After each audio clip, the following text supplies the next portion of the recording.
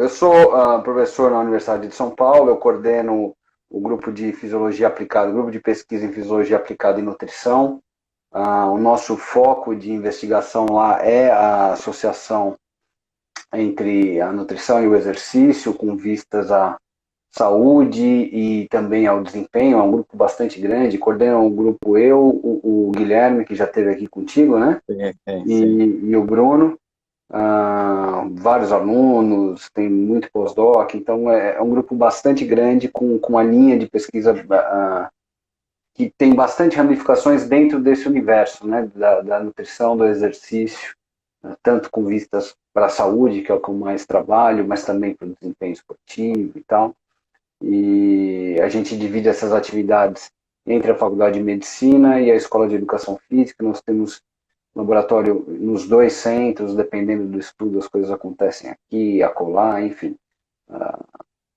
É bastante dinâmico, né? Fica o convite para quem quiser conhecer, tem bastante atividade, tem muita oportunidade para quem quer ingressar na pesquisa ou quem já está envolvido com isso e quer estudar o que a gente estuda, enfim.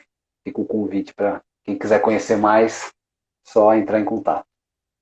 Ah, legal, professor. Realmente é um grupo diferenciado, né? O professor Guilherme esteve aqui. Infelizmente, foi a única live que, por algum motivo, a gente não conseguiu salvar, né? Então, a gente acabou perdendo, mas não tem problema, convido ele para outra. Legal. O Bruno, eu acho que ele não tem nem Instagram, né? Não tem, não tem. Ele, Não tem, a né? gente, eu também não tinha até acho que um ano Há pouco atrás. O tempo, Desiree né? encheu É. tanta paciência que aí eu acabei. Desiree do Ciência Informa. Nós temos o canal do Ciência Informa, né, Sim, de sim, é divulgação bem legal. científica.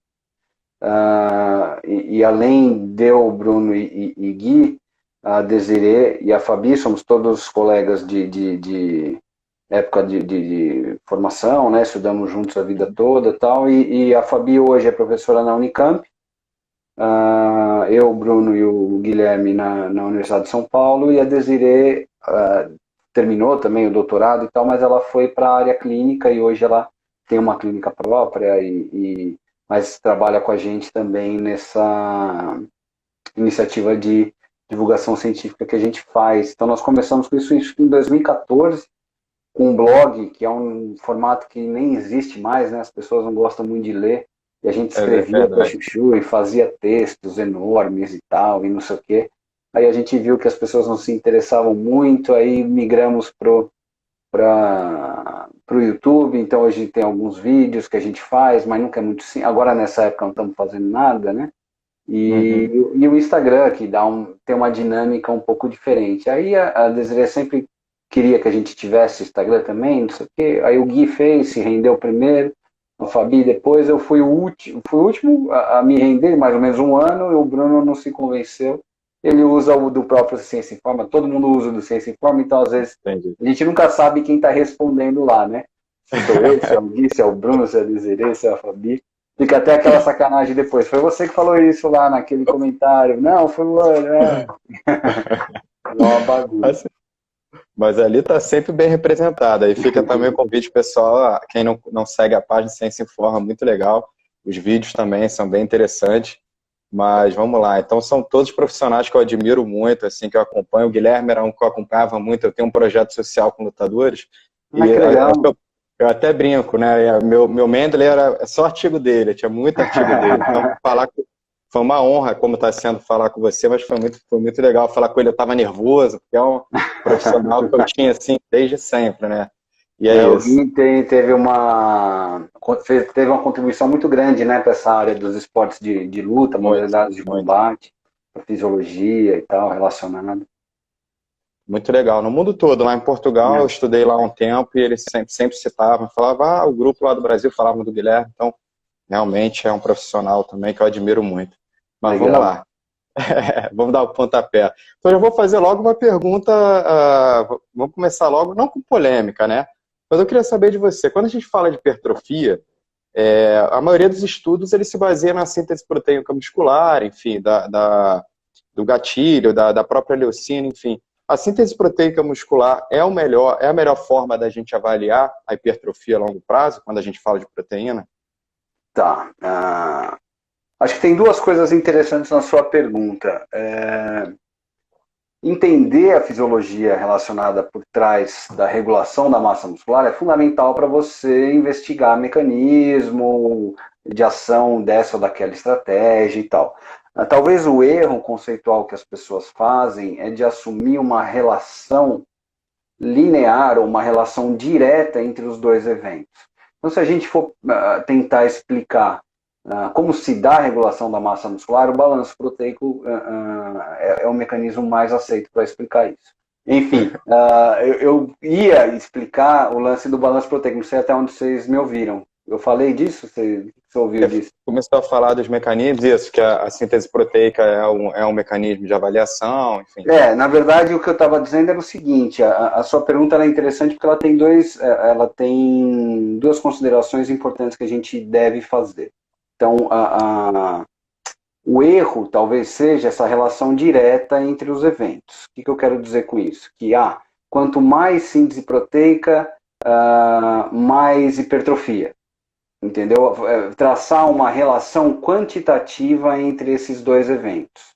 Tá? A síntese proteica, essa modulação da síntese proteica, ela guarda uma relação qualitativa com o processo de hipertrofia que é muito bem aceito. Quantitativamente, não há uma relação linear entre os dois eventos. Então, o balanço proteico, ele explica razoavelmente bem como se dá a regulação da massa muscular, essas flutuações que há entre as taxas de síntese e degradação proteica ao longo do dia, vão dizer para nós se você está em balanço proteico positivo, negativo ou neutro, e se mantidos cronicamente, você vai aumentar, perder ou manter a sua massa muscular. Aí o que a gente estuda, ou que se estuda na literatura, é como manipulações nutricionais, manipulações do exercício e tal, modulam essa resposta anabólica frente àquele estímulo. Um exercício X, um aporte proteico Y, um suplemento Z, qualquer coisa desse tipo. E aí os caras vêm, aumenta a síntese proteica. Ou não aumenta tanto, o produto X aumenta mais que o produto Y, portanto, o produto X vai induzir mais hipertrofia com Y. É aí que está o erro, né? Em você atribuir essa relação quantitativa tão sólida entre as duas coisas. Sim, aumentar a síntese proteica é importante para que o seu balanço proteico seja positivo, mas não há uma relação numérica, uma relação direta entre os dois fenômenos em termos de magnitude. Porque a gente sabe que se você mantiver um balanço proteico mais positivo, você vai aumentar mais a massa muscular do que o indivíduo que não o fez. Atribuir números a isso, ou quantificar esse troço, aí é que começa a se incorrer em erros. Isso foi muito comum por muito tempo.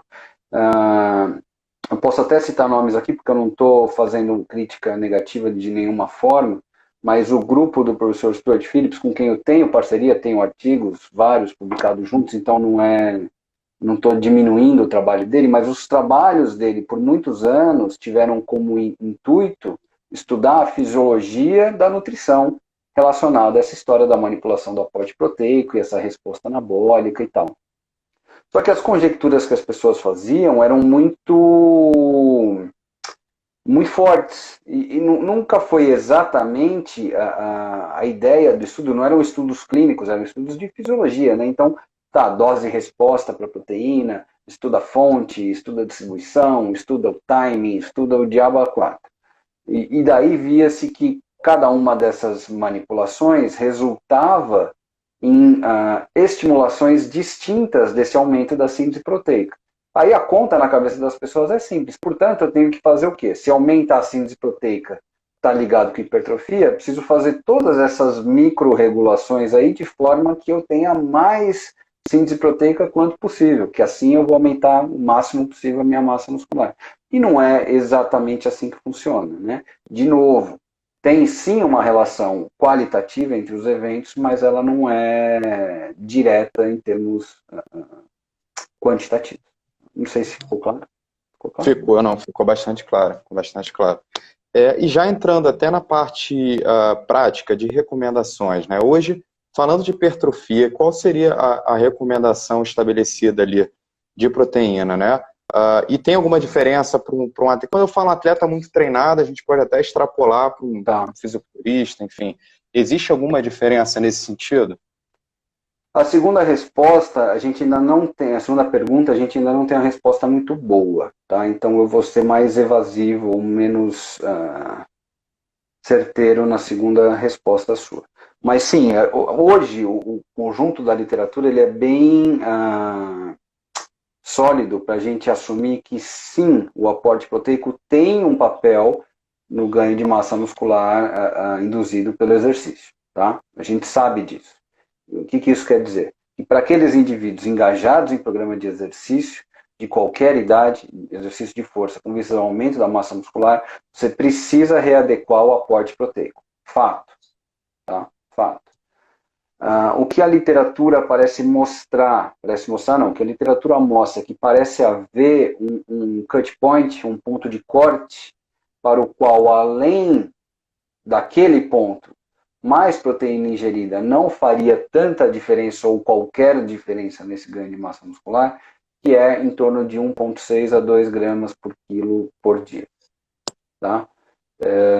Mais recentemente, bem recentemente, aliás, tem uma outra discussão que é baseada ainda nesses estudos da fisiologia. Lembra que essas conjecturas são complicadas, né? Você está estudando uma pecinha do quebra-cabeça e você quer fazer uma extrapolação para a prática clínica. Por isso que os estudos clínicos são tão importantes.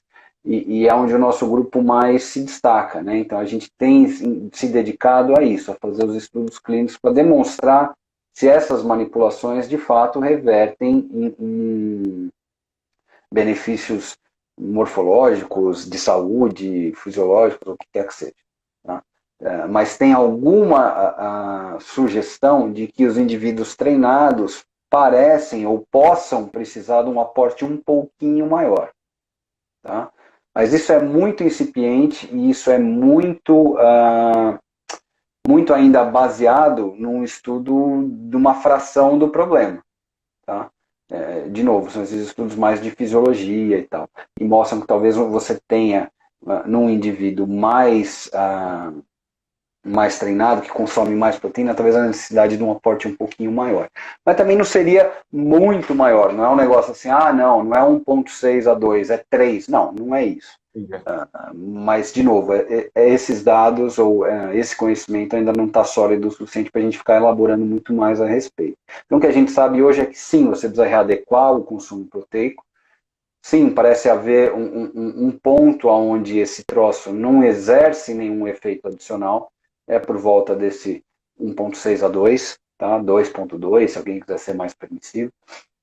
E existe uma outra questão que é interessante, que a gente tem se dedicado também a investigar e que eu acredito que ela deve fazer, se fizer diferença em condições muito, muito particulares, que é a história da distribuição ou do aporte na refeição. O que isso quer dizer? A gente sabe que a resposta aguda à ingestão proteica, ela tem um comportamento dose-resposta com saturação. Ou seja, eu faço uma ingestão proteica, eu vou tendo respostas de síntese proteica progressivamente maiores, quanto mais proteína eu ingiro, até que isso estagna e eu tenho um platô nesse efeito. E isso é por volta de 20 a 30 gramas em valores absolutos, ou mais ou menos 0,25 a 0,4 gramas por quilo de peso na refeição.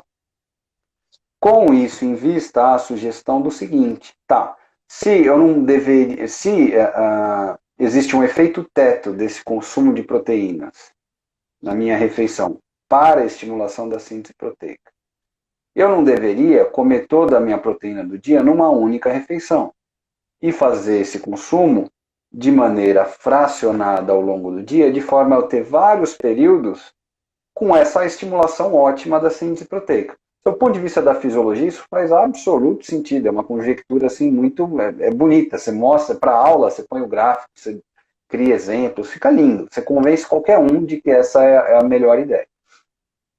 E faz muito sentido.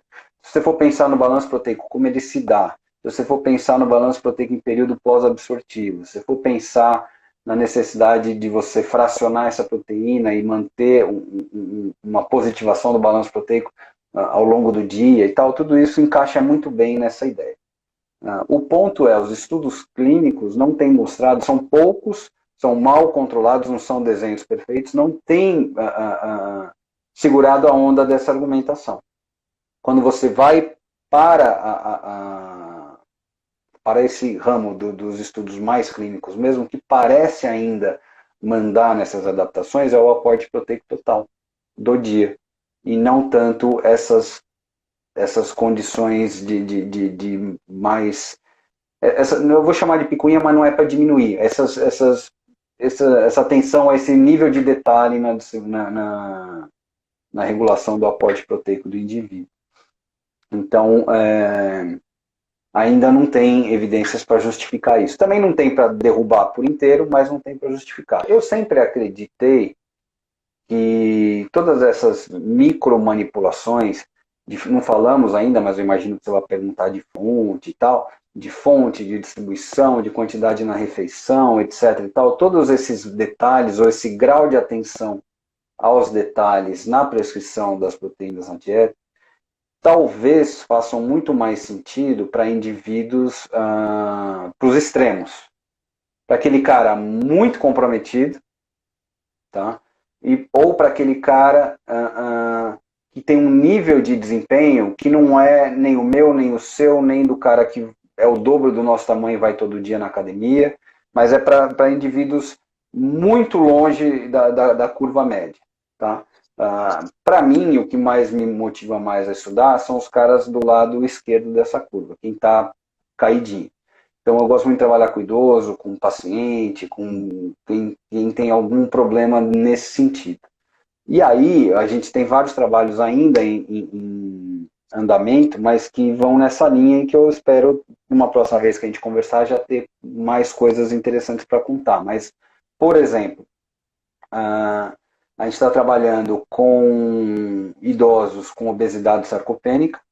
Então, são idosos que têm obesidade e sarcopenia. A gente quer modular o aporte proteico desses indivíduos numa intervenção nutricional que faça a restrição energética para dar conta da obesidade, mas a gente não pode esquecer que já são sarcopênicos, então se reduz muito o aporte energético, eles vão perder mais massa muscular ainda, isso é terrível para o idoso. Então é uma forma de tentar lidar com isso com a terapia não farmacológica, com exercício, com nutrição associados. Tem um grupo de alunos grande trabalhando nisso hoje, a gente está prestes a dar o pontapé nesse trabalho. Tem um outro trabalho com idosos acamados, que internam na enfermaria lá da geriatria, do nosso hospital lá da universidade, do HC. A gente sabe que, frente ao acamamento, há um comprometimento muito, muito importante da massa muscular. Isso é muito mais relevante, sob o ponto de vista clínico, para um indivíduo idoso do que para um sujeito jovem como você. Eu já nem tanto, mas você entendeu o que quis dizer, né? Lógico, para qualquer um perder massa muscular não é engraçado. Mas para o indivíduo idoso, isso tem repercussões clínicas muito severas. Tá? Ao ponto disso predizer, por exemplo, para o indivíduo que está em UTI, por exemplo, um cara que interna na UTI, a perda de massa magra dele nos primeiros 3, 4 dias de internação prediz mortalidade desse cara nos próximos 3 meses. Você tem ideia do quão grave é isso. Porque esse cara perde muita massa muscular, perde muita funcionalidade, está mais sujeito a manifestar ou agravar ainda mais as comorbidades que ele já tem, ele sai do leito, fica numa hipocinesia absurda, manifesta isso tudo e morre logo mais. Ou então com recidiva de internação, ou com tempo de internação. Então, manter massa muscular desses indivíduos garante manutenção da função, isso é muito importante. Então, talvez para esses caras muito comprometidos, todas essas micromanipulações talvez tenham muito mais sentido e façam muito mais diferença do que para o jovem adulto saudável que obviamente está com tudo em dia ali e você não percebe, do ponto de vista clínico, diferença real em fazer isso tudo ou simplesmente atender a necessidade nutricional com aporte proteico adequado. Tá? Então, para o indivíduo jovem saudável, essa é meio frustrante, e ao mesmo tempo reconfortante. Frustrante porque tudo aquilo que você anseia, não, porque eu vou agora fazer essa ou aquela outra estratégia para o meu paciente, ou vou fazer o que o meu nutricionista mandou, assim, assim, assado, e agora sim eu vou ganhar massa muscular e vai ser sensacional e tal. Não, isso muito dificilmente vai fazer qualquer diferença nesse processo todo, contanto que você tenha o aporte proteico adequado na dieta. Tá? Certo, Agora, certo. para esses extremos, isso talvez seja muito mais relevante. Deixa eu só fazer uma ressalva, eu sei que você quer me fazer alguma outra pergunta, mas Não, pode essa fazer. conversa toda específica sobre a proteína em si, ela vai de encontro e não ao encontro de uma posição nossa, do grupo, que é de não combater, mas de uma crítica, talvez, a essa história do nutricionismo, né? Onde você pega componentes isolados da dieta e extrapola a importância disso a um nível que talvez ela não tenha. Então, precisa tomar um pouco de cuidado com isso, né? É sempre o conjunto da obra, né? Não adianta o sujeito ter uma alimentação por completo inadequada e achar que consertar a proteína vai resolver os problemas da vida do idoso, do atleta ou de quem quer que seja. O que nós estamos tentando discutir é que este nutriente em particular tem peculiaridades que são interessantes, sempre no contexto de uma alimentação como um todo adequada, que, se manipulados, podem ter alguns efeitos positivos. Tá? Legal. E aí acho que até vai de encontro um pouquinho com o nosso tema, né? Que eu acho que foi um pouquinho proposital da minha parte, falar desmistificar a proteína, porque é exatamente nesse sentido, tem muita valorização às vezes de determinados mecanismos isolados e eu queria falar realmente sobre isso, tirar alguns assuntos que eu acho que são pertinentes. Só para não deixar perder o link do que você falou da parte dos idosos, tem um estudo de vocês com idosos também, eu não me lembro, eu acho que já sarcopênicos ou já com alguma dificuldade, enfim, já uma perda de massa muscular. Fragilidade. Fragilidade, exatamente. Vocês fracionaram não, vocês conseguiram analisar a questão do fracionamento das refeições, né, de proteína para esse grupo e teve um resultado interessante, né? Sim, esse é um estudo transversal, tá, Fernando? Não é um estudo prospectivo. A gente tem esses dados prospectivos, mas a intervenção não consistiu exatamente em comparar o fracionamento. Então, só para vocês entenderem o que a gente fez. É um projeto bem grande, a gente chamou esse projeto de ProElderly, a gente trabalhou com idosos com pré-fragilidade e fragilidade. E a gente tem 2 sets de dados para esse estudo. Tem o prospectivo, onde a gente interviu de fato, então esses caras ficavam com a gente por 4 meses, a gente aumentava o aporte proteico deles e treinava esses caras. E fazia as avaliações, tinha grupos, tinham diferentes manipulações do aporte proteico, com fonte, com combinação com creatina, com proteína, com só leucina, enfim, tinha vários subbraços aí, tinha vários braços ou subestudos dentro desse estudo grande. Esse ainda está em avaliação e tal, ainda não foi publicado. O que a gente publicou foram os dados transversais. Então a gente pegou todos esses idosos, são quase 200, avaliamos a dieta deles, obviamente, e a gente dividiu, ou a gente classificou eles assim. Todo mundo tinha lá registrado seu aporte proteico total, seu aporte proteico por quilo de peso corporal, e a gente fez uma outra análise que é a seguinte: nas 3 principais refeições do dia, café, almoço e jantar, quantos atingiam pelo menos 20 ou pelo menos 30 gramas de proteína em uma dessas refeições? Se você atingia uma, criava-se um score. Se você atingia em 2, ou atingia em 3, ou em nenhuma. Tá? Então você tinha essa outra classificação. Número de refeições com um aporte proteico elevado. Que nem é elevado, é o recomendado, tal do 0,4 gramas por quilo de peso. Dava mais ou menos isso, 30 gramas. O que a gente viu, primeiro, a gente reproduziu um dado já razoavelmente clássico na literatura, que é o seguinte: o aporte proteico total em indivíduos idosos está relacionado com a massa muscular desses caras, num corte transversal. Então, para aqueles idosos que comem mais proteína, são também aqueles que têm mais massa muscular. Ótimo. Só que o que a gente queria investigar com essa outra divisão dos dados que a gente fez? Será que isso é uma elucubração, não é um estudo clínico, mas é uma elucubração, está relacionada a essa ideia da distribuição. será que o número de refeições com alto conteúdo proteico também se relaciona com a quantidade de massa muscular do sujeito? Por quê? Pensa comigo. Pensando na história da distribuição, quanto mais refeições eu atingir com esses 30 gramas, melhor é a minha distribuição. Sim. Certo? E isso tudo, antes que alguém que esteja ouvindo a gente se manifeste, corrigidos pelo aporte total. Porque alguém vai falar assim, tá, lógico que vai dar correlação, porque quem consome um número maior de refeições com 30 gramas também consome mais proteína. Então a gente corrigia para isso também. Então, corrigidos para o aporte proteico, por sexo, por idade, por todos os fatores de confusão, o número de refeições realizadas com alto conteúdo proteico também se relacionava com a massa muscular desses indivíduos, sugerindo que a distribuição possivelmente é um aspecto interessante, claro que precisa ser estudado, para essa população mais caidinha, que eram de idosos com fragilidade. Tá? E eu acho muito legal a gente tem aí o crescimento dos idosos, enfim, a sarcopenia também tem se falado muito nisso, né? E acho que é muito legal esse tipo de trabalho, enfim, é algo que eu até gosto de estudar bastante.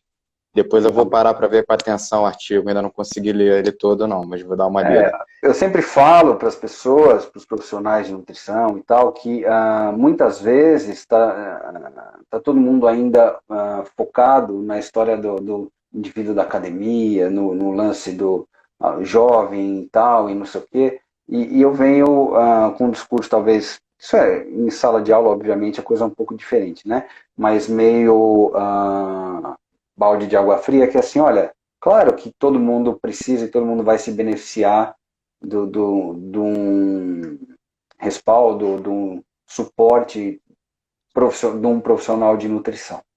Mas isso é muito menos relevante, vai fazer muito menos diferença na vida de um adulto jovem saudável que está na academia, querendo ganhar um pouquinho mais de massa muscular por um aspecto estético, do que para essa população para o qual você, de fato, vai fazer diferença sobre a vida do sujeito.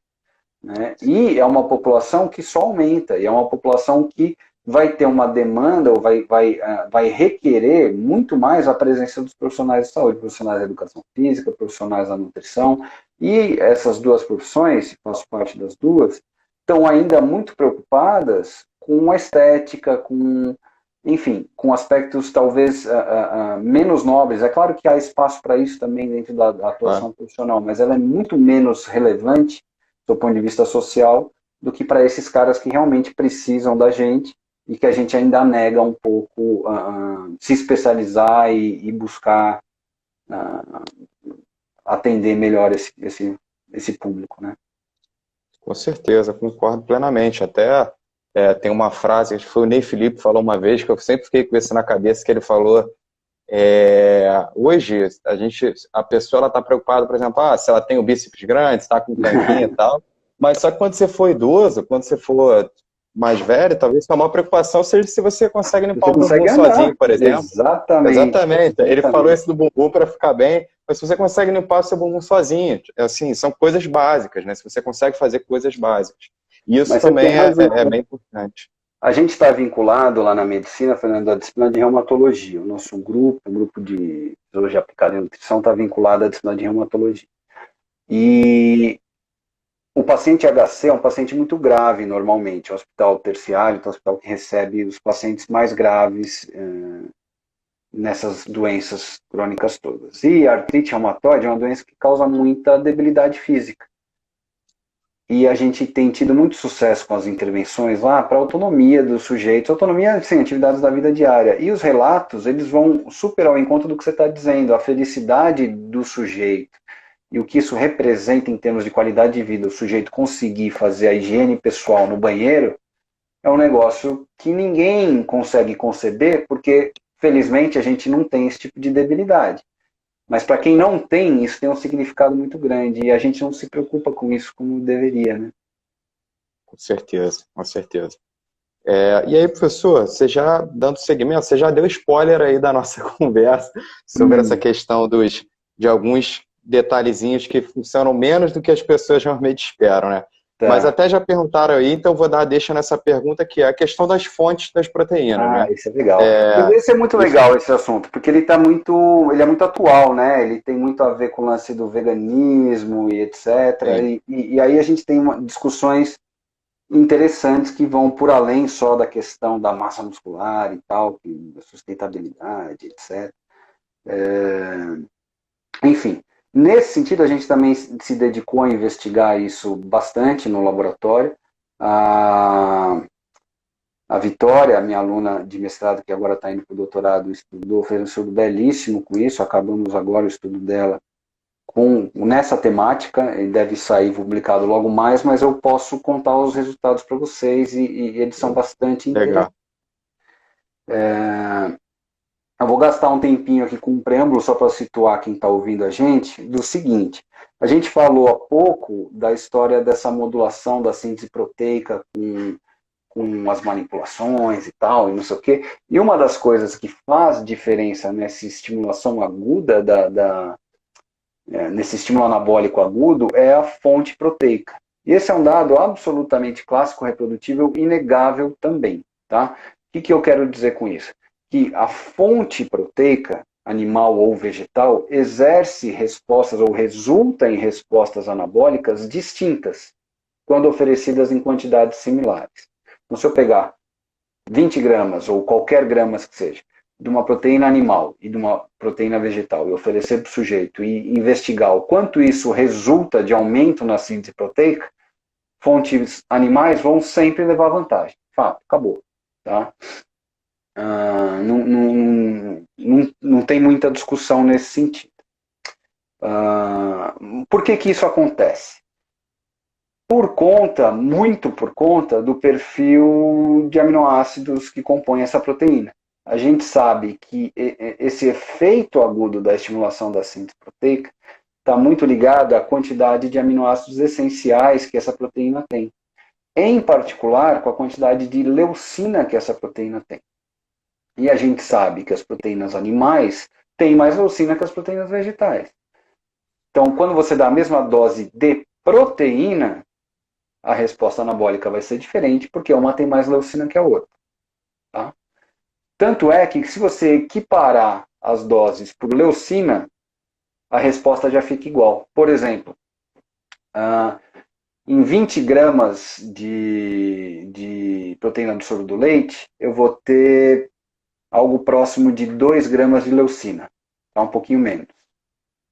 Em 20 gramas de proteína da soja, que é uma proteína completa, proteína com todos os aminoácidos essenciais, eu tenho menos leucina do que esses 1,8 por aí.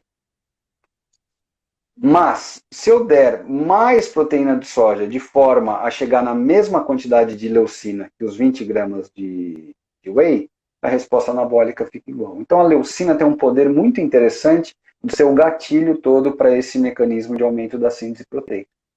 Daí, de novo, aquelas conjecturas. Porra, se um aumenta mais síntese proteica que a outra, comer mais dessa só pode ser melhor que comer mais dessa. Né? Portanto, se eu como só proteínas vegetais, eu vou ganhar menos massa muscular do que esse cara. Isso nunca tinha sido testado no nível que a gente fez. O que tinha sido testado até então? O seguinte, há alguns trabalhos nesse sentido. Pega-se indivíduos onívoros, pega lá qual é o consumo de base desses caras, está equalizado ali, mas são indivíduos onívoros, portanto tem proteína animal aqui. Aí com esse eu aumento dando, deixa eu ficar dentro da tela, eu aumento dando proteína animal. E esse aqui eu aumento dando proteína vegetal. Só que é um complementinho para uma dieta toda onívora, certo? E aí viram que isso não faz tanta diferença. Aliás, não faz nenhuma diferença. Só que a gente quis ir mais além. Isso não responde a pergunta para aqueles indivíduos que se alimentam exclusivamente de fontes vegetais. Aí a gente pegou um grupo de indivíduos veganos, usamos os veganos como modelo, não é um estudo sobre veganismo necessariamente, é um estudo de prova de conceito do efeito da fonte proteica nas adaptações ao exercício de força. Então pegamos indivíduos onívoros como modelo, esses caras comiam X de proteína, pegamos indivíduos, eu falei onívoros ou veganos? Veganos, né? Pegamos veganos, pegamos onívoros, eles comiam mais ou menos similar ali de proteína, e a gente individualmente, para cada um deles, acertou a quantidade de suplemento necessário para que todos eles chegassem àqueles 1,6 que eu falei para você, que era o limite, que era o ponto de corte. Então, todo mundo tomou suplemento. Cada um precisou de um pouco e tal, todo mundo chegou no 1,6. Os veganos, com suplemento de origem vegetal, obviamente, e os onívoros, o suplemento de origem animal. De tal forma que, no final do experimento, os veganos, obviamente, 100% da dieta deles, da fonte proteica deles, era vegetal, óbvio, senão não eram veganos, e os onívoros, 80% deles era de fonte animal. Então, tinham grupos muito, muito, muito diferentes em relação à fonte. Eles treinaram com a gente por 4 meses e a gente avaliou esses caras para o ganho de massa muscular em diversos níveis. A gente fez DEXA, que você avalia num espectro mais macroscópico, composição corporal magra como um todo. Avaliamos a área de secção transversa do músculo por imagem, já estamos indo agora para a massa muscular, e fomos um nível além, a gente fez também retirada de tecido muscular, fizemos biópsia muscular nesses caras e analisamos a área da fibra muscular. Então a gente tem 3 níveis de análise desses dados, o mais macroscópico ao mais microscópico. Para todos eles, a magnitude de ganho de massa muscular foi absolutamente idêntica entre os dois grupos. Tá? Para a massa magra, para a área de secção transversa e para a área de secção da fibra muscular. E para a força também. Mostrando para nós o seguinte, atendida a necessidade proteica do sujeito, tanto faz a fonte. Certo? Agora, tem aqui algumas questões clínicas que são dignas de serem mencionadas. Não sou especialista em nutrição vegana, talvez tenha alguém ouvindo a gente aí que o seja e tal, e não vai poder me desmentir aqui, porque não é mentira, obviamente. Chegar a 1,6 gramas por quilo por dia de aporte proteico, uma dieta vegana usando exclusivamente alimentos, é muito, mas é muito, muito, muito, muito, muito, muito, muito, muito, muito, muito, muito, muito, muito difícil.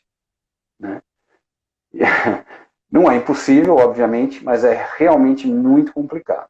De tal forma que o volume de alimentos ingerido vai ter que ser tal que vai subir junto o aporte calórico, o aporte de carboidrato, o aporte de gordura, o aporte de fibra a um nível também colossal, fatores antinutricionais e por aí vai. Então, é um estudo de prova de conceito, não é um estudo de prática clínica, porque a gente não fez isso manipulando a dieta dos sujeitos, a gente fez dando o suplemento. Então, qual é a mensagem desse trabalho? Atendendo o aporte proteico, tanto faz a fonte. Como você vai atender o aporte proteico é outro problema, a gente não resolveu esse. Certo? Esse é um problema para o pessoal que está na prática clínica. Não é fácil. Muito provavelmente você vai ter que usar suplemento. Sim. E já pensando até, eu acho que cada vez mais esse tipo de estudo se torna mais do que importante, porque a gente estava falando da população idosa, a gente vê um crescimento também dos vegetarianos, dos veganos, então é importante, porque a gente sabe da importância também da proteína para o idoso, e enfim, entender, agora a gente vai ter um futuro com certeza de idosos vegetarianos, isso vai crescer, né? Eu acho que é bem interessante. É preciso muita atenção para essa população em particular, porque já é uma população que cursa com a redução da massa muscular de maneira progressiva. Então você tem que dar conta de otimizar o estímulo anabólico para esse sujeito. Se você for pensar em densidade nutricional, os alimentos de origem animal são mais densos em proteína por volume. Então, para essa população que come menos já em volume, né, é sabido já, o idoso tem um consumo em termos de volume menor. Utilizar alimentos de origem animal é uma estratégia, sob o ponto de vista do planejamento alimentar, mais simples. Qual é a dificuldade? Fazer o idoso consumir proteína animal. Nunca é muito fácil, por vários motivos. Por palatabilidade, por custo, por dificuldade de digestão, por dificuldade de mastigação, por gosto pessoal, enfim, são outras questões aí, né?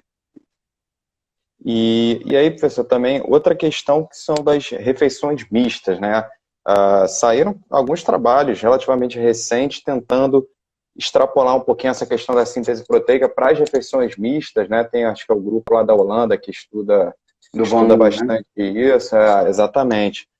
Qual é a sua visão também? Quando a gente fala aí das refeições mistas, o impacto é diferente? Ou também a mesma coisa? Bater 1,6, é de comida, tá tudo dentro aí dos conformes. Na verdade, esse 1,6, É uma... ele está considerando o aporte nutricional do sujeito, independente de como isso se dá por refeição, fonte, qualquer coisa assim. 1,6, incluindo refeições mistas, que é provavelmente o que a maioria de adultos jovens brasileiros consome, é muito próximo disso, não é muito longe, não. Sim, A sim. nossa dieta é muito rica em proteínas, né? O que eles discutem sobre os tais mixed meal é se isso teria algum efeito agudo diferente, né? Se eu só Uhum. consumir o tal do whey sozinho, é diferente de eu consumir isso misturado com outros nutrientes? Não, não é diferente. O que pode ser diferente é o seguinte, o tempo para o pico no aumento na taxa de síntese proteica. Talvez ele atrase um pouquinho, mas nada além disso. Tá? Não tem alteração na capacidade de digerir e absorver esses aminoácidos, não tem a diferença na capacidade de estimular o aumento na síntese proteica. Como há um processo de digestão, obviamente, mais lento pelo volume, pela composição dessa refeição e tal, você atrasa um pouquinho o aparecimento desses aminoácidos no plasma, portanto, a entrada deles no músculo, portanto, todo esse start desse mecanismo. Mas só isso. Legal, legal.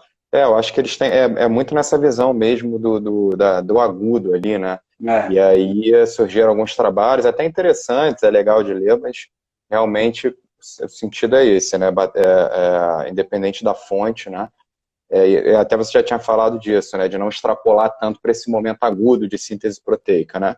E a outra questão também é que se fala muito, aí já voltando para o pessoal que treina, aquela janela anabólica, né? Que tem aquele pessoal que eu até brinco que já tá ali na academia, já terminou, já tá batendo shake para tomar para não catabolizar, né? é a Mas e turma aí, do, é a turma dos coqueteleiros. Os coqueteleiros. exatamente. E aí se discute muito, se fala de tempo, tem trabalho que fala, não, você treina, essa janela dura 24 horas. E assim, voltando o que a gente falou no início, quando o consumo é adequado, o quanto essa janela influencia. E aí eu queria, não sei acho que provavelmente você já deve ter visto esse trabalho, eu acho que até do professor Eric também participou, que foi um trabalho aqui do Brasil que foi feito em mulheres, Sim, na pós-menopausa, é muito legal esse trabalho. E sim, aí sim. eles manipulam ali, né? Elas treinam, consomem proteína, ou treinam, não consomem, né? Consomem no momento mais afastado, né? E eles tentam, acho que, manipular para deixar um bom tempo ali sem o consumo proteico, né? E no final os resultados são basicamente iguais, né? Não Sim. houve diferença, né? E aí eu queria ouvir um pouquinho de você também, essa parte da É, janela anabólica. o lance da janela anabólica, acho que a gente padece de um problema muito sério na nossa área, Fernanda. Essa história desse sensacionalismo e essas mídias sociais contribuíram muito para isso e foi o que nos motivou a entrar nesse universo, né? Ah, você não vai ver as páginas minha, do Guilherme, da Desirê, muito menos do Ciência Informa, com o mesmo perfil mostrando a nossa vida. A gente não está para isso, né? Não é muito a nossa cara. A gente entrou nessa para tentar ajudar a divulgar informações que a gente acredita ser, é bom que fique claro, né? A nossa visão sobre o problema, a gente acredita ser de melhor qualidade. Mas o que a gente notou é que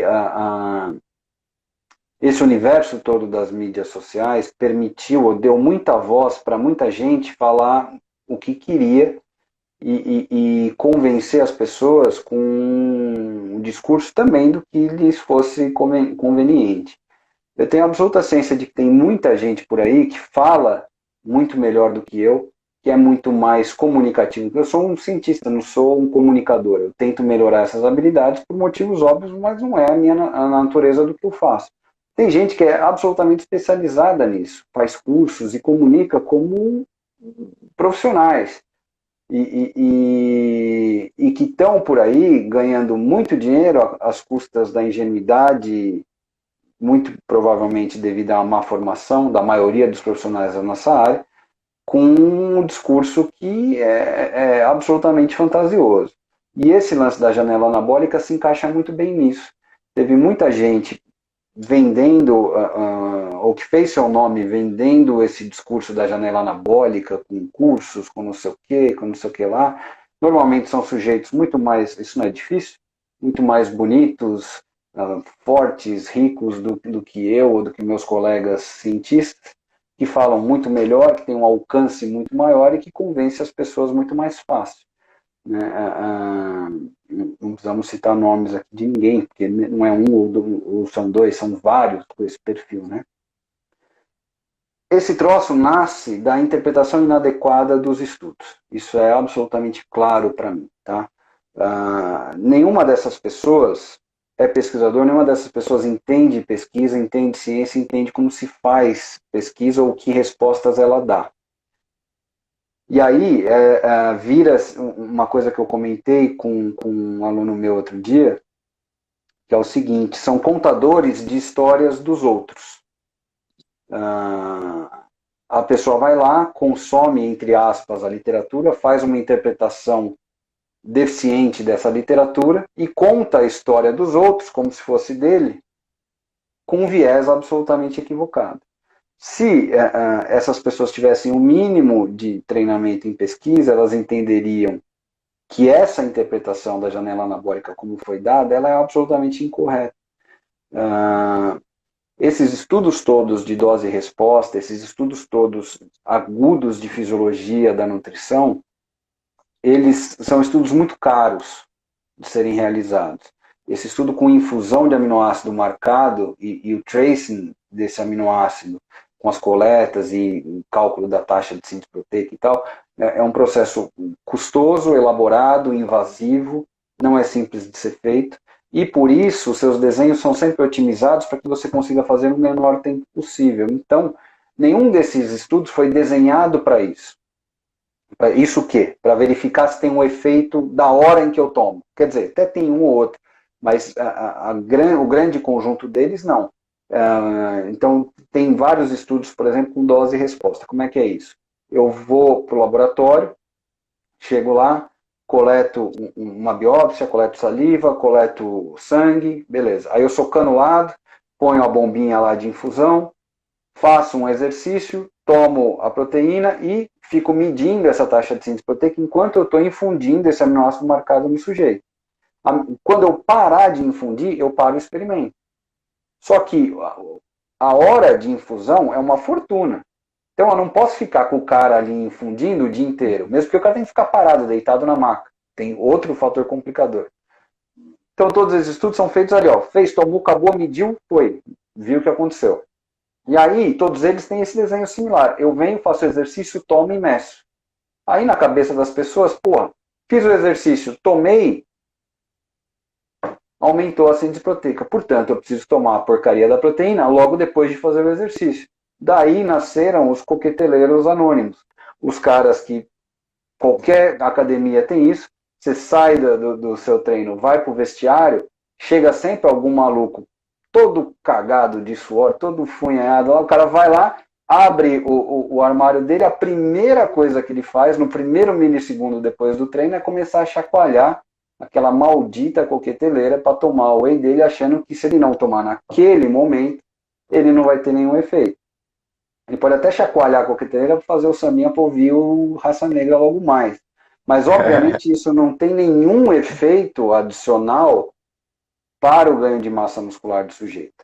Mesmo porque o que deve acontecer é o seguinte, claro, hipotético aqui, né? Alguém vai falar, mas eu não faço assim. Na média, esse cara terminou de treinar, foi pro vestiário, tomou o whey, aí ele se preocupa em tomar banho. Ele toma banho, aí ele vai para casa, ele chega em casa, faz o quê? Vai comer. Vai comer. A refeição. Vai fazer a refeição, o jantar normalmente, para quem treina no fim do dia. Sim. O intervalo entre ele ter tomado o whey e ele jantar é inferior, certamente, à latência do efeito desse whey que ele tomou. Existe nesse estudo da fisiologia, da nutrição, essa história toda, um efeito que é chamado de efeito muscle full, que diz para nós o seguinte, Uma vez ativado esses mecanismos, a partir do consumo de proteínas e tal, uma vez ativado esses mecanismos, eles são, esse aumento na síntese proteica, ele é transiente, então ele aumenta e eventualmente ele volta ao seu estado basal. Esse período é de mais ou menos 4 a 5 horas.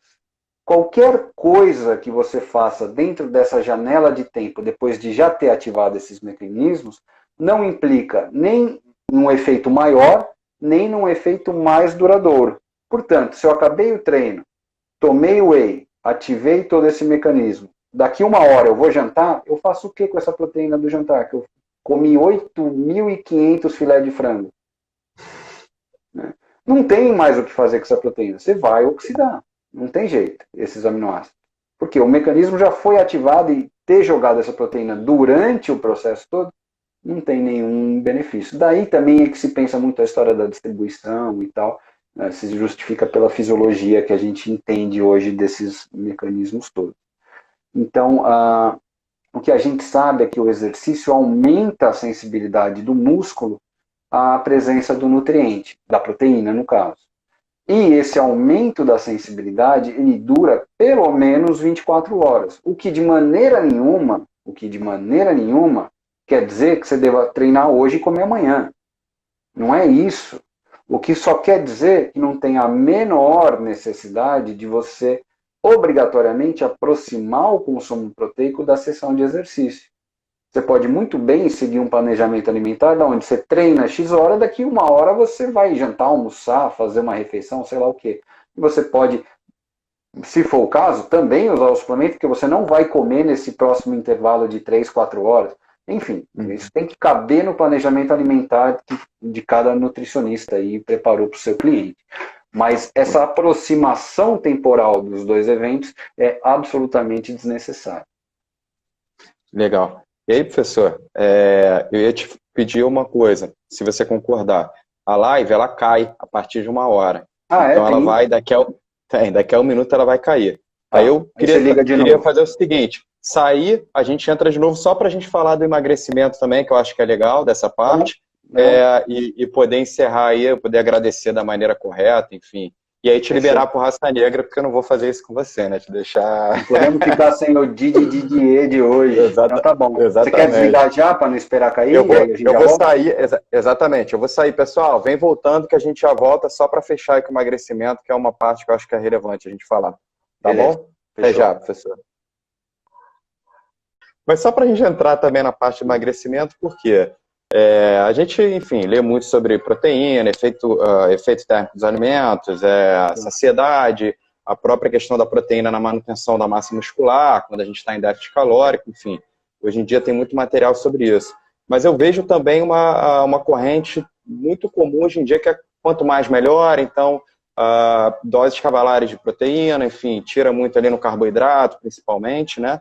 E eu queria saber o quanto a proteína é relevante, em que momento também isso fica realmente saturado, já não faz tanto sentido. Eu já vou extrapolar também para outra pergunta, para a gente dar seguimento, que a questão também tem muita profissional, como você já falou, daqueles fortes, enfim, que entram ali e vem com aquele discurso que não, proteína não vira gordura, é muito difícil, proteína não vira gordura, e as pessoas às vezes entendem isso como aquela questão que eu brinco, que é o open bar, né? Então, esquece o balanço calórico, se a proteína está tranquila. Não, mas eu comi, mas era proteína. E aí, alguns trabalhos até lá nos Estados Unidos, né, colocaram doses cavalares, 4 gramas por quilograma de peso, enfim, falaram, e teve esse desfecho, né, que não eram treinados, que não ganharam gordura, ganharam massa muscular, enfim. Queria que você falasse um pouquinho sobre isso. Cara, esse é um assunto muito legal, tá? E que tem bastante coisa que dá para a gente discutir. De novo, para a gente separar a história aqui do nutricionismo, né, nessa história toda. Por além dessa conversa chata de low carb, low não sei o que, low que a gente sabe que o balanço energético é rei e determinante para esses processos todos de manejo do peso corporal. Então isso, imagino que já esteja mais bem aceito para as pessoas, né? Sempre vai ter alguém de uma corrente meio fanática e diferente e tal. Mas a termodinâmica está aí e não vai nos deixar mentir. Então, tem vários estudos que mostram isso, que low isso, low aquilo, low o que você quiser, é tudo a mesma coisa, contanto que seja low, né? Mas, se tem um nutriente com um potencial mais interessante de ser manipulado nesses processos de emagrecimento, é a proteína, e eu explico por que que eu acho isso. Você já deu algumas dicas aí. E tem uma literatura razoavelmente sólida nesse sentido também. A gente sabe que a restrição energética incorre em alteração do peso corporal. E esse peso corporal, essa alteração do peso corporal, se dá pela diminuição de massa, não só massa adiposa, mas também de massa muscular, certo? Então a gente sabe que você vai sim perder massa muscular quando você restringe energia, tá? Mas a gente sabe que isso pode ser minimizado ou pode ser até revertido em alguns casos mais radicais com manipulação do seu aporte proteico na dieta. Então tem uma literatura muito sólida nesse sentido, associando ou não a esses períodos de restrição energética ao exercício, que mostram que se você aumentar o aporte proteico, tem uma meta-análise, por exemplo, acho que 2012, um trabalho muito bonito, e ele compara dietas de 0,8 e 1,5, tá, de aporte proteico, 0,8 e 1,5 gramas por quilo de peso corporal. E todas elas com um déficit energético similar, se eu não me engano era de 500 calorias, algo assim. Você tem maior preservação da massa muscular, nesse caso você perde menos massa muscular do que quem teve um aporte proteico menor, você mantém mais a taxa metabólica basal do que quem perdeu mais massa muscular e você otimiza a perda de gordura também desse grupo, tá? Então parece que manipular a composição da dieta com vistas ao aporte proteico em condições de restrição energética tem sim uma função muito interessante, de pelo menos atenuação da perda de massa muscular. Aí tem os estudos extremos que quando você entuxa a proteína no sujeito, entuxa exercício no cara, faz uma restrição muito severa, você não perde massa muscular, em alguns casos você até ganha enquanto perde gordura.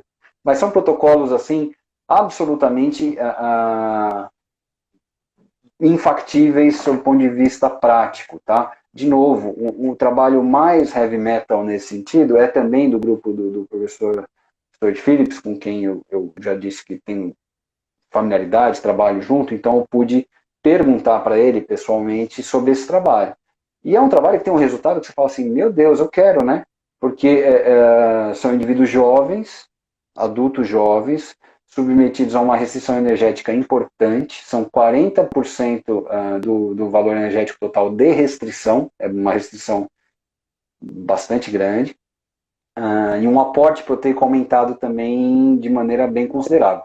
Aumenta-se para 2,4 gramas por quilo por dia o aporte proteico dos sujeitos, enquanto se restringe 40% das calorias. É bastante coisa. E treinava-se louca e alucinadamente. Tá? Eram 6 sessões de treino semanais, mas assim, o negócio, os caras do BOP ficariam com vergonha. Era um negócio, era assim, super eram vários pesado. tipos de treino, né? Não era Vários só tipos de treino, não era só musculação.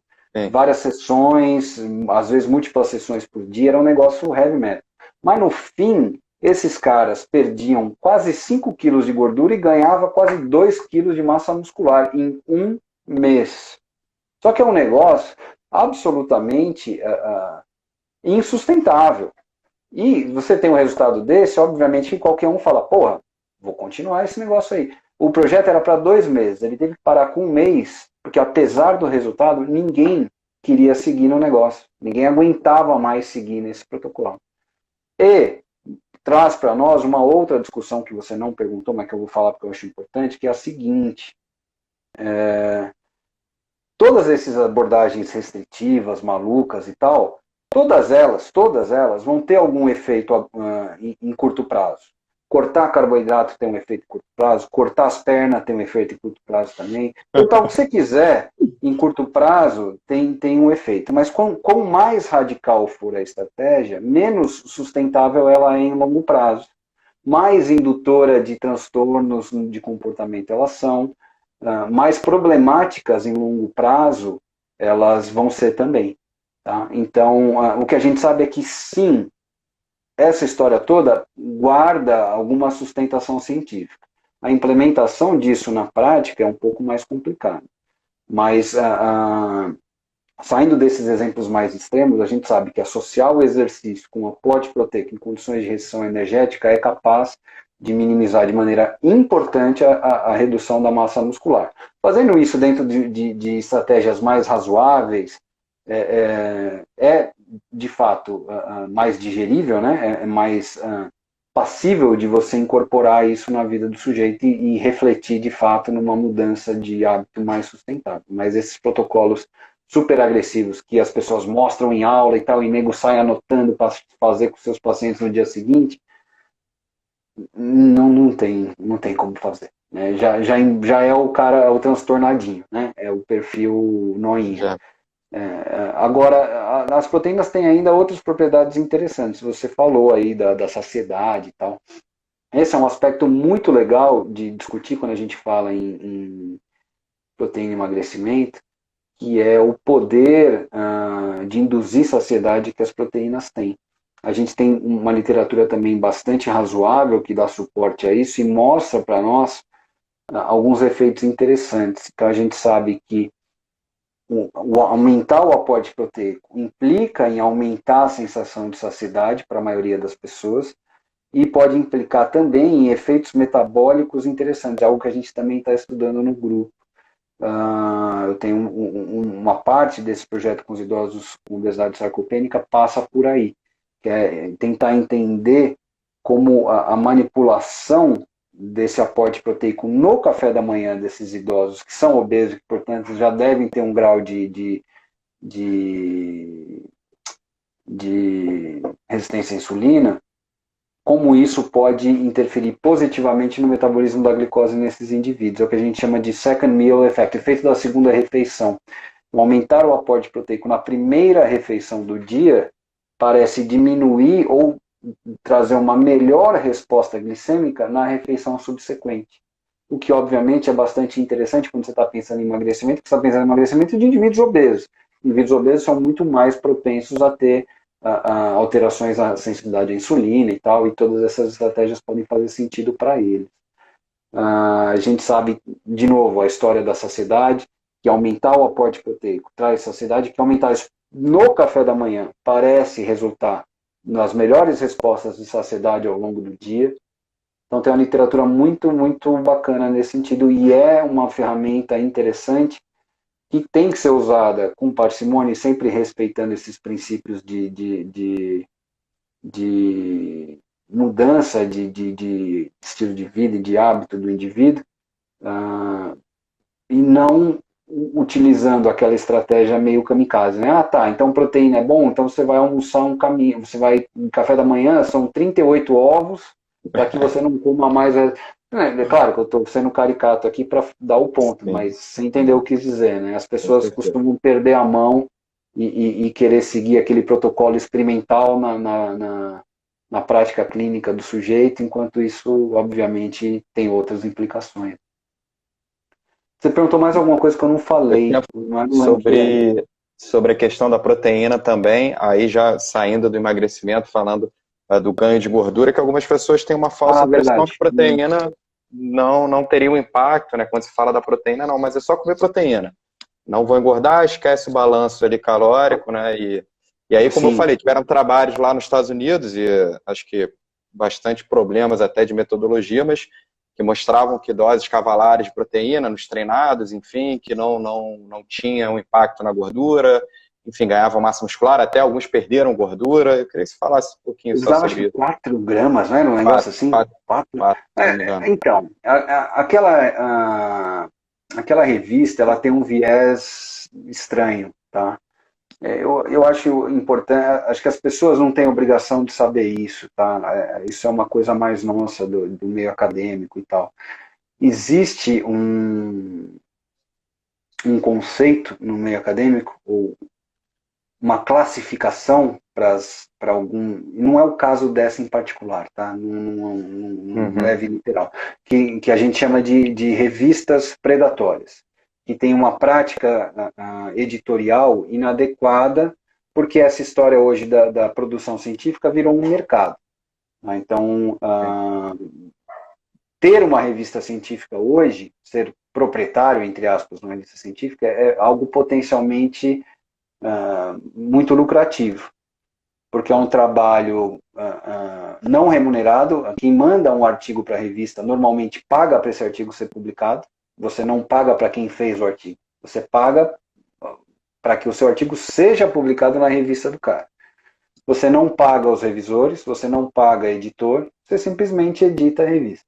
Então é um negócio potencialmente muito lucrativo e que cresceu muito com o crescimento da tecnologia também na última década, nas últimas 2 décadas. E, obviamente, eu quero que as pessoas vejam a minha revista. E eu quero que elas vejam, obviamente, coisas interessantes. Então, por vezes, artigos que não mostrem dados interessantes ou que o editor não julgue interessantes do ponto de vista comercial, digamos assim, muitas vezes não são publicados, porque julga-se que ele não é de interesse e, obviamente, eu não posso comprometer o espaço da minha revista com algo que não seja, entre aspas, vendável, embora, né? Você entendeu o que eu quis dizer. E essa revista onde está esse artigo aí, ela tem esse perfil. Você pode ver que lá não tem um artigo que mostra um efeito ou ausência de efeito das intervenções. E são sempre os efeitos mágicos, né? Uns puta negócio, você fala, caraca, só esses caras aqui sabem fazer mágica. E esse é um desses trabalhos. Ele tem muitos problemas metodológicos, a revisão por pares lá, muitas vezes, ela é o editor sobrepõe a revisão por pares quando ele acha que o artigo... Tudo bem que essa é uma prática normal, mas muitas vezes os revisores apontam problemas metodológicos com um artigo, mas se o editor achar que vai ser potencialmente interessante para a revista, ele põe mesmo assim e a vida segue. Nesse caso, o artigo é do próprio editor da revista, que já é mais um problema. Mas é um artigo muito ruim, do ponto de vista metodológico. O que é fato nessa história toda? A gente sabe que, sim, os esqueletos de carbono, do processamento dos aminoácidos e tal, podem sim ser convertidos a gordura bioquímica. Mas o que é fato também, essa é uma via muito mais custosa, sob o ponto de vista metabólica, do que qualquer outra. Tá? Do que, por exemplo, usar esqueletos de carbono dos carboidratos para converter, para formar gordura. Então, a via existe, mas ela não é muito eficiente. Tá? Não tem números para isso, para falar assim, para cada grama excedente eu vou gastar X ATPs e isso implica na formação ou na não formação de gordura. Aí precisaria de talvez um outro investimento aí na pesquisa para determinar essa equação. Mas o que a gente sabe é que sim, é uma via menos eficiente de formação de gordura. O que não quer dizer, só que qual que é o erro conceitual das pessoas? É achar que o excedente é de um único nutriente. O excedente é de calorias. Imagina um tanque. Tá? E eu vou criar uma analogia visual aqui para as pessoas, mas um tanque não, imagina uma caneca. Você pode encher a caneca até a tampa. Você pode encher com água, com guaraná e com café. Certo? Tanto faz qual dos três você põe um pouco a mais, se vazar, vazou. Né? Não vaza só café, não vaza só guaraná, não vaza só água. Então, não, eu posso comer proteína o quanto eu quiser por além da minha necessidade calórica, que isso não vai ser convertido em gordura. Mas peraí, o excedente é em caloria, não é em proteína necessariamente. Tudo bem, pode ser que aqueles esqueletos de carbono dos aminoácidos especificamente não sejam os principais, se você for traquear isso, que viraram gordura lá. Mas você tem excedente do resto também, cara. Você não comeu só proteína durante o dia. Então é um erro assim, é uma simplificação do problema tão inocente, tão ingênua, que é até difícil explicar, porque é um negócio tão óbvio, né? O que parece ser fato, sim, é que tem efeito termogênico, isso é muito pouco importante para o processo todo de emagrecimento, não é um gasto energético significativo, que implica o aumento do consumo de proteínas. Sim, é mais difícil de você converter esses esqueletos de carbono em gordura, mas o excedente é do pacote. E aí sobrou do pacote, então eu uso esqueleto de carbono de outra coisa para acumular como gordura lá, se esse aqui é ineficiente. Então não funciona exatamente assim. Tá? Ah, legal. E isso já foi extrapolando muito até para a parte clínica, né? Que a gente tem muito contato com isso, né? Primeiro que a pessoa ela confunde um pouco, e as fontes de proteína não necessariamente não vão ter gordura, por exemplo, né? Esse é um ponto. Aliás, questão, nunca é isolado, né? A não ser que você use suplemento, nunca é isolado. Exatamente. E a outra questão também é aquela coisa das receitas fitness, que às vezes você vai olhar e aquilo você olha, trocou 1000 ingredientes, mas é muito mais calórico. Não, mas aí tem o whey. Não, mas tem a proteína. E aí aquela falsa situação. Eu peguei outro dia uma receita, não por causa disso, mas porque eu achei gostoso. Era, sei lá o que era, um bolo de chocolate, um mousse, bolo mousse, qualquer porcaria assim. Fit, light, qualquer porcaria assim. Porque não tinha açúcar, porque ele substituía por, sei lá, o que era lá, um substituto qualquer. Mas tinha uma granja e meia de ovos, tinha 8 toneladas de manteiga e mesmo assim era fit. É uma ingenuidade, né, que está no imaginário das pessoas. Então não tem açúcar, é fit, qualquer coisa assim. Exatamente. Uma coisa só para comentar nesse sentido ainda que a gente está falando. Claro. Quando você pensa em manipular proteínas na dieta em condições de restrição energética, o que pode te facilitar no planejamento alimentar é o seguinte. Tudo bem, você está fazendo restrição energética, certo? Então, provavelmente, você vai diminuir o volume de alimentos total, tá? Já que você quer fazer uma restrição de energia. Ao diminuir o volume de alimentos, muitas vezes alguns nutrientes talvez faltem na quantidade adequada. Micronutrientes, no caso, né? Uhum. Modular o aporte proteico usando alimentos, muitas vezes, é uma forma interessante de você dar conta disso. Porque, de novo, os alimentos de origem animal, principalmente, têm uma densidade nutricional bastante boa. Então, eu posso aumentar o aporte proteico enquanto eu faço uma restrição energética e, ao mesmo tempo, por conta da densidade nutricional desses alimentos, dar conta de outros nutrientes que, para mim, seria difícil lidar, do ponto de vista do planejamento alimentar, porque eu tive que diminuir muito o volume de alimentos total. Então, também é um jogo interessante. Cálcio e por aí vai, né? Coisas nesse sentido. Algumas vitaminas que você encontra mais em proteínas animais e tal.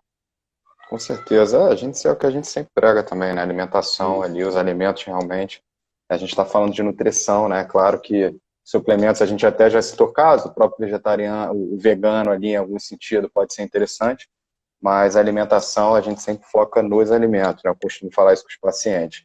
Mas, professor, tinha mais coisa para falar, mas agora eu vou te liberar, tem o Raça Negra aí, eu não vou te prender mais. Você tá louco para ver esse show, né? Eu também quero ver, tal. Cerveja vai gelando ali e tal. Mas brincadeiras à parte, professor. Eu sempre agradeço, né, no finalzinho, então queria agradecer de coração a sua presença. Fiquei muito feliz quando você aceitou, fiquei empolgado.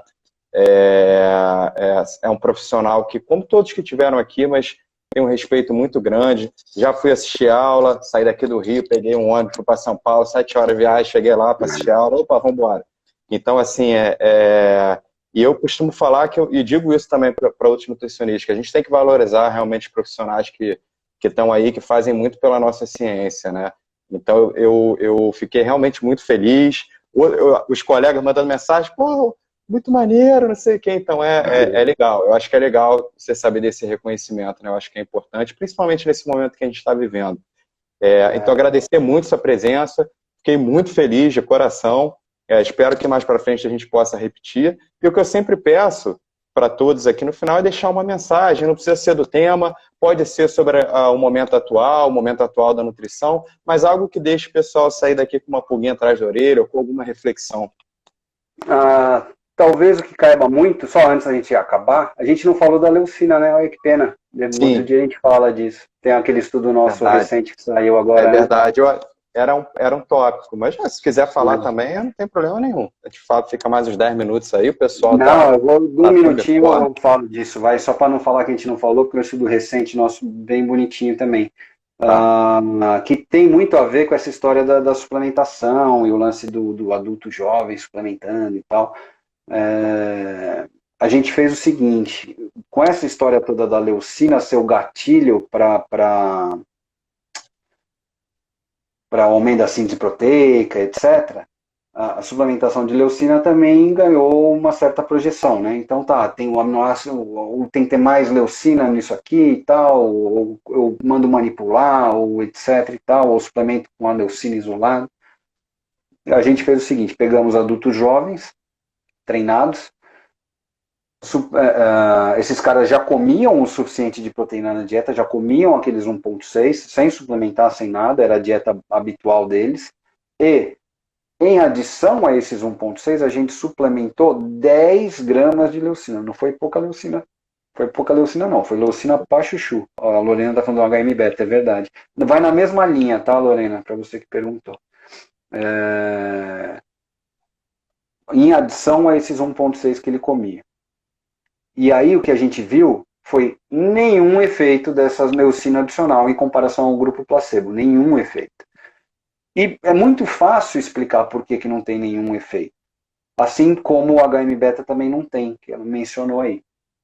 Veja, se eu já como proteína o suficiente, eu já estimulo todos esses mecanismos de aumento da síntese proteica no seu potencial máximo. Lembra daquilo que eu falei para você há pouco do efeito muscle full? Sim. Muito bem, se eu já como e já elevo a minha síntese proteica ao seu nível ótimo, se eu ponho um caminhão de leucina aqui, não vai subir mais. Não tem como subir mais. Não tem fisiologia que permita que isso aconteça. Então, se eu já como o suficiente, eu já estimulei o máximo que eu posso da leucina adicional, não vai ter efeito nenhum, como não teve. Tá? Num dos braços daquele trabalho com idosos, a gente fez o seguinte, pegamos os idosos que comem pouca proteína na dieta, comem proteína insuficiente na dieta, eles comiam 0,8, tá? Mas 0,8 não é RDA? É o RDA, mas não é RDA para idoso, que está tentando se rever isso, muito menos não é o RDA para quem está treinando, que era o caso dos idosos, eles treinavam força com a gente também. Então eles comiam 0,8 e a gente suplementava a leucina, 7,5 gramas de leucina, também era um caminhãozinho de leucina lá, 7 gramas, mentira. Não era 7,5 gramas. Bastante leucina. Aí, para eles, também não funcionou. Não funcionou nem para quem comia muita proteína e nem para quem comia pouco. Mas, porra, como assim? Então, vocês estão loucos? Foi duplo cego, Lucas, óbvio. Os trabalhos seguem esse critério, tá? Randomizados, duplo cego, placebo, etc. Por que não funcionou para os idosos que comiam pouca proteína? A leucina sozinha, ela estimula a síntese proteica? Sim, estimula. Dado. Não tem como refutar isso. Tem uma cacetada de dados que mostra isso. Por que não funcionou? Porque, apesar de eu estimular a síntese proteica dando leucina, eu não tenho matéria-prima para sintetizar essas proteínas. Por quê? Porque eu não tenho os aminoácidos disponíveis em quantidade suficiente, já que eu como menos proteína do que eu devia na dieta. Tá? Só a leucina é capaz de estimular a síntese, mas se eu não tiver o material para sintetizar, se eu não tiver o resto dos aminoácidos, eu não tenho o que sintetizar. Então, se eu como o suficiente, eu não preciso da leucina adicional. Se eu como menos do que o suficiente, só a leucina não resolve o meu problema. Assim como só o BCA não resolve, assim como só o HM-beta não resolve. Então, cai tudo no mesmo pacote. Se eu como o suficiente, eu não preciso. Se eu como menos do que eu preciso, isso não resolve o problema. HM-beta, BCA, leucina, tudo na mesma categoria. Faz sentido? Faz total. Eu até compartilhei esse trabalho. Eu vi, por isso que eu lembrei de falar. E até estava a pergunta, né? Eu te mostrei antes da live. O Felipe Teixeira, ele teve aqui um professor também português, ele fez o doutorado dele com o Stuart Phillips sobre HM-beta e tal. Então, sim. os trabalhos dele vão ao encontro, e ele citou esse trabalho também quando ele esteve aqui, e a mesma situação também. Então, foi bem legal. Eu queria ouvir também de você, mas como tinha extrapolado, eu falei, ó, o professor já deve estar de saco cheio de mim aí, vai liberar. Mas... Então, mas é interessante, aí eu já vi muita gente comentando, então foi legal você ter falado, porque é uma dúvida ainda, é um marketing muito grande, né? A gente até hoje tem essa questão BCA, então é um que até hoje ainda gera esse tipo de dúvida nas pessoas por conta do marketing, né? Bastante agressivo. Mas, e aí, para a gente finalizar, então, a mensagem, para a gente poder sair daqui refletindo. Pro Raça Negra. Eu acho que como mensagem, eu não sou muito filosófico nesse sentido, não, mas eu acho que o que encaixa bem nos tempos atuais é como a gente e que se encaixa com os tempos atuais em vários sentidos, né, positivos e negativos, como a sociedade deve valorizar a ciência para o seu bem-estar geral, né? A gente é muito pouco estimulado ao longo da vida acadêmica toda, desde a escola até a formação em nível superior, com exceções, obviamente, de alguns centros, ao pensamento científico, né? De tal forma que a gente não vê a conexão ou a importância disso para as nossas vidas. Até pouco, não, muito pouco, até muito pouco, as pessoas estavam aí bradando gritos de ordem contra a ciência, né? Contra a ciência, contra o investimento na ciência, muito motivados por um negacionismo muito presente aqui no nosso país atualmente, uma posição política assim, absolutamente condenável, né, nesse sentido, de desvalorização do conhecimento por mera ideologia. E agora a gente vê o contrário, todo mundo apelando à ciência para uma solução para o problema em que a gente está vivendo, né? Pô, mas podia tanto ter uma vacina, pô, podia tanto descobrir que remédio que funciona, e a gente não entender como se dá ou como se faz ciência não nos permite apreciar isso enquanto sociedade e valorizar isso enquanto sociedade, e nem mesmo entender o que é necessário em termos de recurso para que isso se dê, né? Então não é agora que a água bateu na bunda que nós vamos inventar a vacina para a semana que vem. Não funciona assim, né? É um trabalho de anos, obviamente, com investimento, com montante de investimento que vai parecer absurdo para a grande maioria, mas que reverte em benefícios para a sociedade que são imensuráveis, né? Isso para todos os níveis. É lógico que tem coisas que têm mais ou menos relevância. O que a gente faz está muito nichado para um aspecto da saúde aqui. Mas sem recurso, com corte de verba, com gente bradando que professor universitário recebe salários, como é que fala? Salários, sei lá, super salários. Caramba, eu não sei nem o que é um super salário, mas lá na USP não tem, não. Não sei se em algum outro lugar tem. Que bolsista, tem que cortar bolsa. Gente, vocês não têm ideia do grau de investimento e dedicação pessoal que um aluno de mestrado e doutorado tem para ganhar R$ 1.500 por mês. E não é que ele está ganhando além do salário dele. Não, ele não pode ter outro salário. É só o que ele tem para sobreviver. São R$ 1.500 para desenvolver um trabalho que pode virar uma vacina contra um vírus que está matando no mundo inteiro, né? E a gente não aprecia isso, a gente acha que é jogar dinheiro fora, a gente acha que é... Enfim, então talvez como mensagem se libertem um pouco, se descolem um pouco dessa coisa... né, de fígado, de bile que a gente tem, de revolta contra tudo e o sistema como um todo e tal, e passe a olhar, dá um passo para trás, olha as coisas com uma mente mais aberta, entende o mundo como ele está hoje e o que é necessário para a gente poder sair do buraco, e leva isso para o resto da sua vida, né? Leva o pensamento científico ou esse conceito de ciência apreciando, entendendo e espalhando a palavra, essa palavra, no caso. Com certeza, professor. Muito, muito legal a mensagem. Eu não gosto de romantizar o momento, né? Mas eu acho que se for para tirar algo positivo disso, eu tenho visto muito mais. Tenho visto, espero que isso perdure, né? Que às vezes a gente sabe que tem aquela coisa imediatista, né? O brasileiro tem um pouco isso, mas assim, valorizando muito mais enfim, eu espero que isso perdure, porque é o que você falou, foi brilhante e a ciência é tudo. Obrigado mais uma vez, professor, foi excelente, muito obrigado de Obrigado você pelo coração. convite, cara. Quando precisar, só chamar. Muito obrigado. Tchau, Obrigado tchau, quem gente. aguentou a Obrigado. gente aqui. É isso aí. O pessoal ficou firme e forte aí mandando mensagem. Foi bem legal. Obrigado aí, Legal, mano. gente. Tchau, Valeu, tchau. Então, cara. até a Abração. próxima.